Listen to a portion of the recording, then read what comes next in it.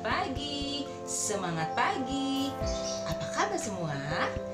Hari ini Ibu akan membacakan sebuah cerita legenda dari Provinsi Yogyakarta. Nanti setelah selesai Ibu bercerita, kalian harus bisa pertama mengidentifikasi siapa saja tokoh-tokoh dalam cerita tersebut ya. Yang kedua, kalian bisa menyampaikan hasil identifikasi tokoh-tokoh tersebut kepada orang tua, guru, teman dengan rasa percaya diri. Oke, Ibu mulai bercerita ya. Kali Gajah Wong. Hari itu Ki Sapawira bersiul ringan. Seperti biasa, ia akan memandikan gajah milik junjungannya, Sultan Agung Raja Kerajaan Mataram.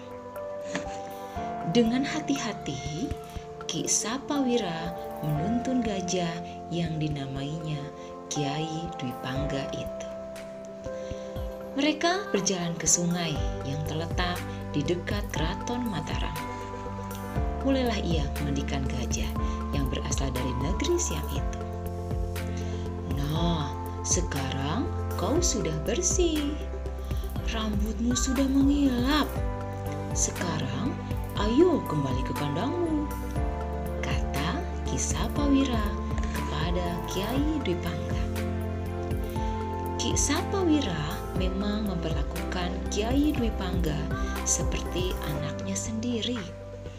Tak heran Kiai Dwi Pangga amat patuh padanya.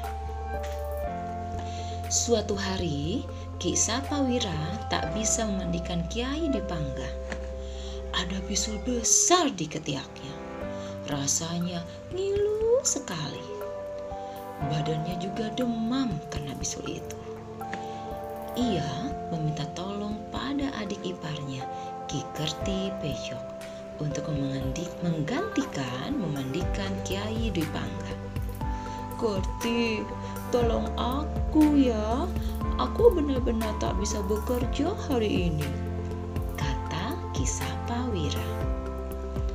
Tenang Kang, aku pasti membantumu. Tapi tolong beritahu aku, bagaimana caranya supaya gajah itu menurut padaku. Aku takut jika nanti ia marah dan menyerangku, jawab Ki Kerti Pejok. Biasanya kalau ia mulai gelisah, pantatnya aku tepuk-tepuk. Lalu aku tarik ekornya. Nanti ia akan kembali tenang dan berendam sendiri di sungai. Kau tinggal mandikannya, jelas Ki Sapawira. Ki Kerti Pejok mengangguk-angguk tanda mengerti. Ia lalu berangkat ke sungai untuk memandikan Kiai Dwi Pangga. Sepanjang perjalanan, Ki Kerti Pejok mengajak Kiai Dwi Pangga mengobrol. Ia juga membawa buah-buahan sebagai bekal dalam perjalanan. Gajah gendut, kau mau makan kelapa? Tanyanya sambil melemparkan sebutir kelapa pada Kiai Dwi Pangga. Kiai Dwi Pangga menangkap kelapa itu dengan belalainya. Dengan mudah ia memecah kelapa itu dan memakannya. Sekarang kau sudah kenyang kan? Ayo kita jalan lagi, kata Ki Kerti Pejok sambil memukul pantat Kiai Dwi Pangga. Sesampainya di sungai, Ki Kerti Pejok melaksanakan tugasnya dengan mudah. Digosoknya seluruh bagian tubuh Kiai Dwi Pangga sampai bersih dan berkilap. Setelah itu, mereka pulang ke Keraton Mataram. Kang, hari ini aku sudah melaksanakan tugasku dengan baik. Apa besok Kakang masih memerlukan bantuanku? Tanya Ki Kerti Pejok kepada Ki Sapawira. Jika kau tak keberatan, maukah kau mandikannya sekali lagi? Aku masih demam, sedangkan gajah itu harus dimandikan setiap hari, jawab Ki Sapawira. Baik Kang, aku tidak keberatan, Toh gajah itu sangat penurut. Jadi aku tak kesulitan saat memandikannya, kata Ki Kertipejo. Terima kasih Kerti, lusa aku pasti sudah sembuh. Kau akan bebas dari tugas ini, kata Ki Sapawira. Keesokan harinya, Ki Kertipejo menjemput Kyai Dipangga. Di sungai, Ki Kertipejo bimbang karena dilihatnya air sungai sedang surut. Wah, airnya dangkal sekali. Mana bisa gajah ini berendam? Aku sendiri tak bisa, apalagi gajah yang besar, pikirnya dalam hati. Gajah gendut, kita cari sungai yang lain saja. Sungai ini dangkal, kau tak akan bisa berendam di sini. Ki Kertipejo menuntun Kyai Dipangga ke hilir sungai. Di situ airnya tampak tinggi dan aliran sungai juga cukup deras. Nah, di sini saja sepertinya lebih asik. Ayo masuk berendamlah. Aku akan menggosok punggungmu dengan daun kelapa ini, kata Ki Kertipejo sambil memukul pantat Kyai Dipangga. Sambil memandikan Kyai Dipangga, Ki Kertipejo berpikir dalam hati, sebaiknya aku beritahu Kakang untuk memandikan gajahnya di sini. Di sini airnya lebih dalam, arusnya juga cukup deras. Aneh, kok selama ini Kanjeng Sultan Agung tak tahu keberadaan sungai ini ya?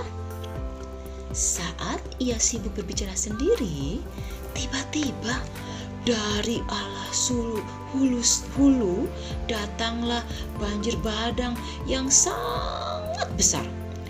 Banjir itu datang dengan sangat cepat. Ki Kertipejo dan Kyai Dipangga bahkan tak menyadarinya. Dalam sekejap mereka terhempas dan terbawa arus. Tolong, tolong, teriak Ki Kertipejo.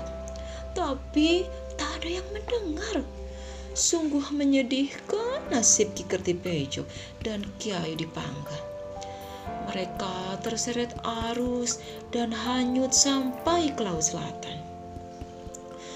Sungguh sangat disayangkan. Mereka binasa dalam keganasan banjir bandang itu. Ki Kertipejo tak tahu bahwa selama ini Sultan Agung memang melarang para abdinya memandikan gajah di hilir sungai. Karena ia tahu bahaya bisa datang sewaktu-waktu di sana. Ki Sapawira berduka.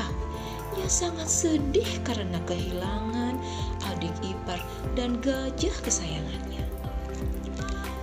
Untuk mengenang kejadian itu, Sultan Agung menamakan sungai itu Kali Gajah Wong.